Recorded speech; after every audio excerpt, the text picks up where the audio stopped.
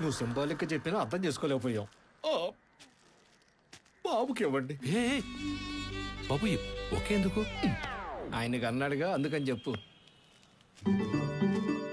అయ్యో, మీరు వచ్చిన కార్ కేసు ఇందులో ఇరుక్కుపోయాయి. అయ్యో ఇరుక్కుపోలేదు సార్, మేమే ఇరికించాం బాబుకి గిఫ్ట్. ఏంటి కారా? ఎందుకు బాబు? 5 లక్షల కారు బహుమతి. చెప్పరా. ఏమండి, 150 రూపాయల బొకేలో 5 లక్షల కారు గిఫ్ట్ తీసుకునే రేంజా బాబుది? అంగపార. టొయోటా ఫార్చునర్ 7 సీటర్ లెజెండర్ వచ్చేసింది. అది కాదురా, నేను జడ్జిగా ఉన్నప్పుడు ఎన్నో కేసులు గెలిచినా కూడా చిన్న పెన్ను కూడా గిఫ్ట్ తీసుకోలేదు. ఏమండే, పెన్నులు పెన్సిల్ ఎరేజర్లు గవర్నమెంట్ పోల్ స్టేషనరీ ఇస్తుంది కదా, దాంతో పోల్చకండి దీన్ని. రే, గిఫ్ట్ చిన్నదైనా పెద్దదైనా తీసుకోవడం అలవాటైతే మరో కేసులో మరో గిఫ్ట్ ఎక్స్పెక్ట్ చేస్తాడు మావాడు. నాన్నగారు, వాడిని చెడగొట్టు. నాన్నగారు, నాన్నగారు, నమస్కారం బాబు. వాళ్ళు ఇచ్చే ఫీజే వద్దన్నప్పుడు గిఫ్ట్ ఎలా ఎక్స్పెక్ట్ చేస్తాను చెప్పండి. అయినా మీరు నన్ను ఇంతప్పటి నుండి ఏం చెప్పి పెంచారు? అన్యాయానికి గురైన వాళ్ళని న్యాయ హక్కును చేర్చి న్యాయబద్ధంగా వాళ్ళు ఇచ్చే ఫీజు 1116లతో నెల మొత్తం ఎలా గడపాలని నేను ప్రాక్టీస్ చేస్తుంది కూడా అదే కదా. అబ్బో, అయినా నిన్న మీకేం చెప్పానయ్యా? ఏం చెప్పారండి? ఏం చెప్పారు? నేను సెటిల్ చేసిన కేసులో మీకు కొన్ని కోట్ల రూపాయలు వచ్చినా కూడా మొత్తం మీరే అనిపించాలి, కానీ నాకు ఒక్క రూపాయి కూడా ఇవ్వకూడదని చెప్పానా లేదా? చెప్తే ఎంత బాగుండే సార్. అంటే చెప్పలేదా మరి?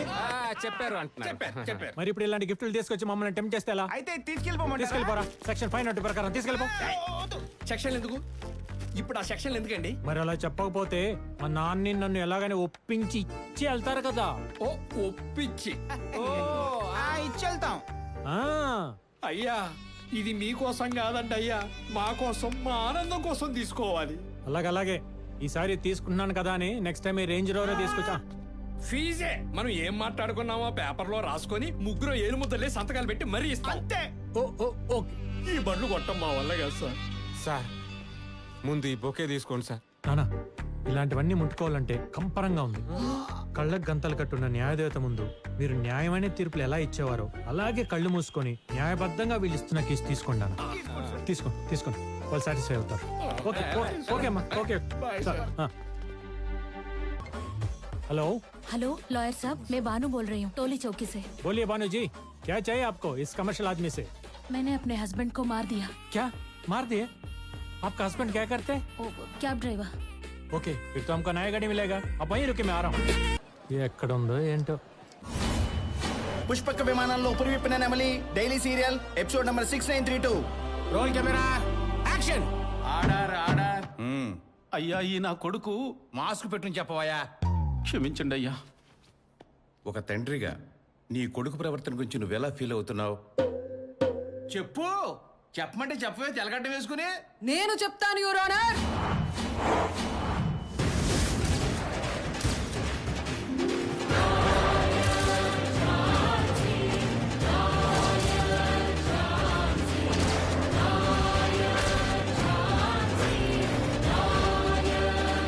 లాయర్ ఝాన్సీ,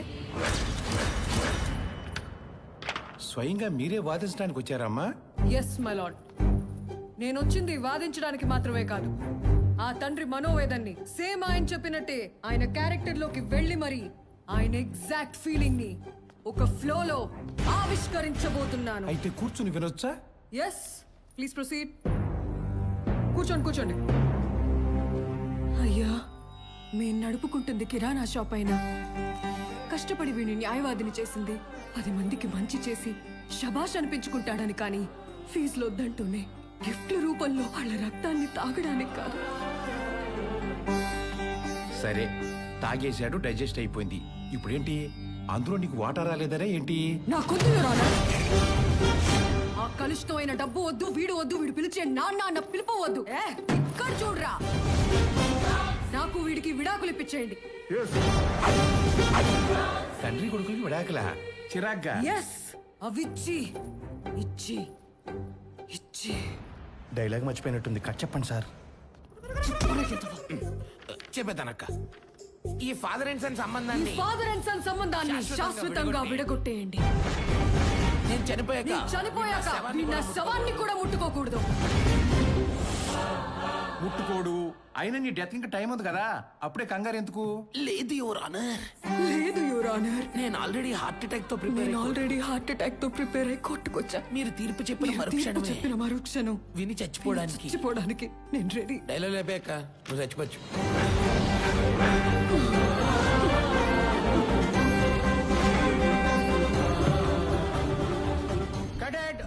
అబ్బబ్బబ్బబ్బబ్బబ్బబ్బబ్బ!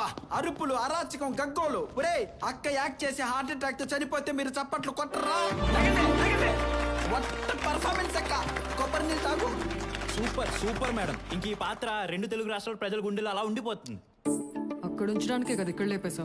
రైటర్ గా నేనేం చేయగలను తల్లి? వాళ్ళు ఎప్పుడు లేపేమంటే అప్పుడు లేపేయాలి. లేపుతావరా పాత్రని? 24 గంటలు లేపడానికే నువ్వు కూర్చునేది. వీడితో మాట్లాడరా అక్క. డైరెక్ట్ గా వెళ్ళి ఆ ప్రొడ్యూసర్ డైరెక్టర్ ని ఎక్కి దిగద్దావు నువ్వు రాక్క.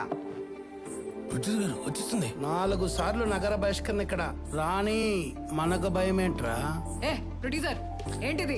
6932 ఎపిసోడ్లు, 10 సంవత్సరాల పాత్ర, 15 ప్రారంభించిన నటన యాత్ర. ఎక్కడికి వెళ్ళినా లాయర్ ఝాన్సీ గారిని గుర్తింపు. అలాంటి పాత్రని ఇలా అర్ధాంతరంగా చంపేస్తారా? ఈ ఎపిసోడ్ చూసిన ఆడియన్స్ గుండెలు బాదుకొని ఏడవరా? ఏడవరా? నా చావును చూసిన లేడీస్ ఇళ్లలో అన్నం వండుతారా? ఉగుళ్ళతో కాపురాలు చేస్తారా? చెయ్యరు. అయితే నాకేంటి? కరోనా తర్వాత బడ్జెట్ వర్కౌట్ అవటం లేదని కాస్త రెమ్యునరేషన్ తగ్గించుకోమ్మా అంటే పెట్రోల్ రేట్ పెంచినట్టు పెంచేస్తావా? నిన్ను మేపింది సాల్దా అని ఈ ఎక్స్ట్రా 2 బ్లాక్ గాళ్ళు. రే ఇక్కడ చూడు, ఈ బెలూన్ ఎక్కడి నుంచి వచ్చిందిరా నీకు? నా ప్రొడక్షన్ ఫుడ్ తినే కదా. మరి నేను బక్కగానే ఉన్నాగా. నువ్వు లోపల లేకుండా బయట వేస్తున్నావురా. అమ్మాయి వాడు వదిలేసిన లంగాలన్నీ లుంగిలా కుట్టించుకొని పాత కాస్ట్యూములు కూడా మిగల్చట్లేదురా. మీ ఎక్స్ట్రాలు భరించలేకనే శాశ్వతంగా ఈ సీరియల్ నుండి మిమ్మల్ని లేపేశా. వాంటెడ్ గా తొక్కేస్తున్నా. రేయ్ తొక్కితే తొక్కించుకోవడానికి, తీసేస్తే వెళ్ళిపోవడానికి నేను ఉత్త ఝాన్సీని కాదు. లాయర్ ఝాన్సీరా? నేను కోల్పోయిన కోటు మళ్ళీ మీ చేతులతో ఎలా వేయించుకోవాలో నాకు బాగా తెలుసు. ఒరే మా అక్క శపథం చేసినట్టే మీ బతుకులు ఇంకా బస్ స్టాండేరా?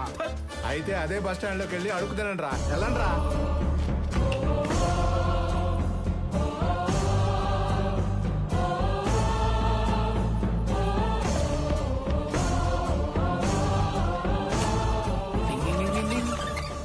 అలా 48 ఫ్రేమ్స్ లో ఫీల్ గుడ్ ఆర్ఆర్ తోటి వార్నింగ్ ఇచ్చి ఇక్కడ డైనమిక్ ఎంట్రీ ఇచ్చాం. అంటే ఇప్పుడు నేనేం చేయాలి? అర్ధాంతరంగా హార్ట్ అటాక్ తెచ్చి నా పాత్రను చంపేసిన రైటర్ ప్రొడ్యూసర్ మీద సూట్ ఫైల్ చేయాలి. అగగ, అంటే సీరియల్లో మీరు నటించిన పాత్రని మిడిల్లో లేపేశారని రియల్ కోర్టులో కేసు వేస్తున్నారు అంతే కదా? భలే క్యాచ్ చేశారండి మా అక్క చెప్పిన పాయింట్ ని. నిజం చెప్పండి, లాయర్ల చరిత్రలోనే ఇటువంటి కేసు అంటూ ఒకటి ఉంటుందని మీరు ఎక్స్పెక్ట్ చేయలేదు కదా? ఆహా. ఈ విషయం మా అక్క మాకు వచ్చే ముందే చెప్పిందిలేండి. అక్క ఏ సెక్షన్ తో కేసు పెట్టాలో చెప్పు. రాసుకోండి. రాసుకో అంతర్వేదే. Criminal breach of trust, cheating under section 406 of Indian penal code.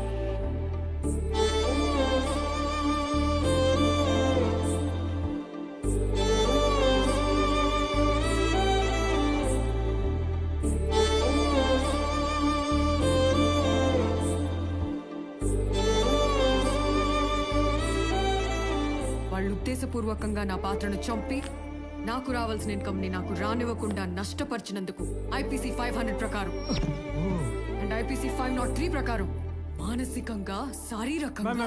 ఒక్క నిమిషం. ఏంటి అరాచకం? సెక్షన్లతో సహా లాని అవ్వలీలుగా నవ్వు లూదేస్తున్నారు. అక్క లాయర్ క్యారెక్టర్ చేయడం కోసం లానే చదివింది. సీస్ బిఏ ఎల్ఎల్బి. వావ్, డాక్టర్ పాత్ర ఇస్తే ఎంబీబీఎస్, పోలీస్ క్యారెక్టర్ ఇస్తే ఐపీఎస్.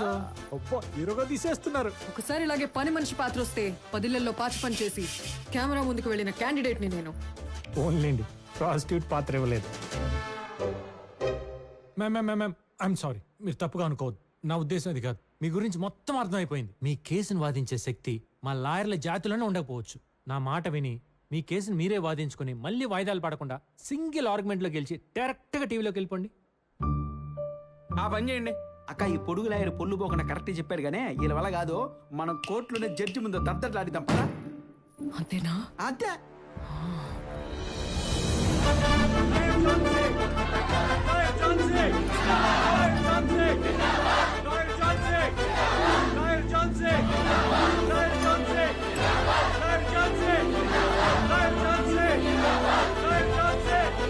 ఏంటి రచ్చ ఇలా చేస్తే లోపలేస్తారు? పైకి అక్కొచ్చింది.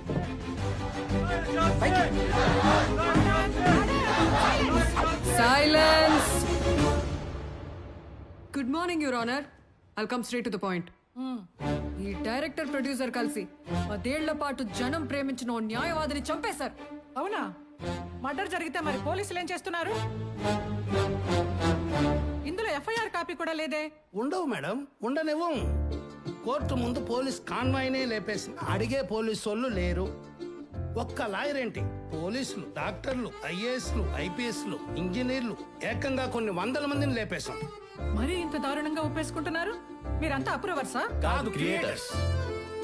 ఎంతో మంది మగాల్ని లేపేసిన మేడం, ఏ ఒక్క మగాడు కోర్టుకు తీసుకురావాలి. అలాంటిది ఈ లేడీ కిలాడి మీ ముందుకు తీసుకొచ్చింది.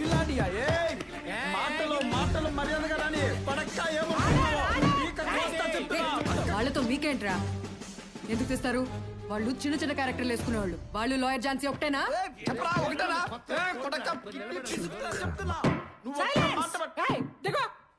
ఓకే జయలలిత గారు, ఓకే ఓకే. ఇంతకు మీరు మర్డర్ చేశామంటున్నది లాయర్ ఝాన్సీని మేడం. లాయర్ ఝాన్సీ అంటే నువ్వే కదా? Yes ma'am. టీవీలో ఎప్పుడు చూడలేదా? మ్యామ్, మన వాళ్ళు మీకు సరిగా బ్రీఫ్ చేసినట్లేదు. ఇవిడ కేసు పెట్టింది సీరియల్లో తన క్యారెక్టర్ లాయర్ ఝాన్సీ అనే పాత్రని సగంలో చంపేశారని. క్యారెక్టర్ ని చంపేశారని కోర్టుకి ఎక్కావా? Of course. మీకు సీరియల్స్ గురించి పెద్దగా నాలెడ్జ్ లేనట్టుంది. లేకపోతే ఇందాక అక్క వచ్చినప్పుడే చూసి లేచి నుంచి దండం పెట్టేవారు. అరే ఇందాక రాగానే కనుగుట్టి పైకి లేపా లేగలా కుల్లా. ఈగో ఏమో. ఏయ్!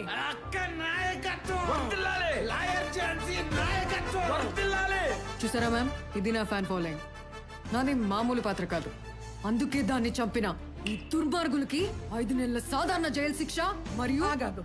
ఆ శిక్ష ఒక్కటి నాకు వదిలేదు, నేను వేస్తాను. ప్రొసీడ్. వేసేయండి వేసేయండి. ఈ కోర్టు షూటింగ్ ఇస్తారా? ఇస్తారు. రెంట్ ఎంత తీసుకుంటారు? ఆవిడని అడుగు, చెప్పుద్ది. అసలు బేస్లెస్ కేసును కోర్టుకు తీసుకువచ్చి పవిత్రమైన న్యాయస్థాన ఆవరణాన్ని కాసేపు షూటింగ్ వాతావరణంగా మార్చినందుకు కుమారి శిరీష మొదటి తప్పుగా భావిస్తూ లీగల్ కౌన్సిల్ వారికి ₹1,00,000 డొనేట్ చేయవలసిందిగా ఆదేశిస్తూ వారం రోజుల పాటు కోర్టులో జరిగే వాద ప్రతివాదనలను అబ్జర్వ్ చేయాలని, ఒక సీనియర్ లాయర్ దగ్గర జూనియర్ గా ప్రాక్టీస్ చేసిన తర్వాతే ఏ కేసు అయినా టేకప్ చేయాలని, మరియు న్యాయస్థానంలో ఆమె అసిస్టెంట్స్ ప్రవర్తనని తప్పుపడుతూ 10 రోజుల పాటు సరిపోదు, 1 నెల రోజుల పాటు సాధారణ జైలు శిక్ష విధిస్తూ ఉత్తర్వులు జారీ చేయడమే.